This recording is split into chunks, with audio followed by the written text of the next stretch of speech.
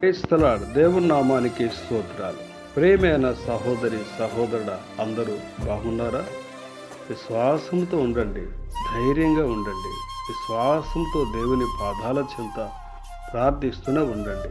అధైర్యము చెందవద్దు, నిరుత్సాహము చెందనేకూడదు. మన దేవాది దేవుడు మన ప్రార్థనలకు తప్పక జవాబిచ్చు దేవుడే ఉన్నాడు. దేవుని వాక్యం ఈ విధంగా సెలవిస్తుంది. కీర్తనలు 84వ అధ్యాయం 11వ వచనం అంటుంది, దేవుడైన యెహోవా సూర్యుడును కేడమునై ఉన్నాడు. యెహోవా కృపయు ఘనతయు అనుగ్రహించు. యథార్థముగా ప్రవర్తించు వారికి ఆయన ఏ మేలును చేయక మానడు.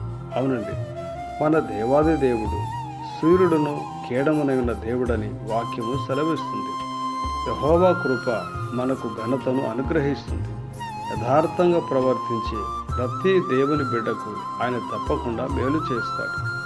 ఆయన మేలు చేసి ఆనందించే దేవుడని దేవుని వాక్యం సెలవిస్తుంది. మనం అధైర్యపడకుండా మన దేవాది దేవుని బట్టి ఆనందించి సంతోషించాలి. ఆయన మనల్ని ఎంతగానో ప్రేమిస్తూ ఉన్నాడు. అవునండి, మనము దేవాది దేవుని ప్రేమించినట్లయితే బలముగా ఉదయించు సూర్యుని వల్ల ఉంటామని దేవుని వాక్యం సెలవిస్తుంది. అందుకే విశ్వాసంతో ప్రార్థించండి, దేవుణ్ణి స్తుతించండి. తప్పక దేవుడు మీ కుటుంబాలను దీవించి ఆశీర్వదించి కాపాడునుగాక. ఆమేన్, ఆమేన్.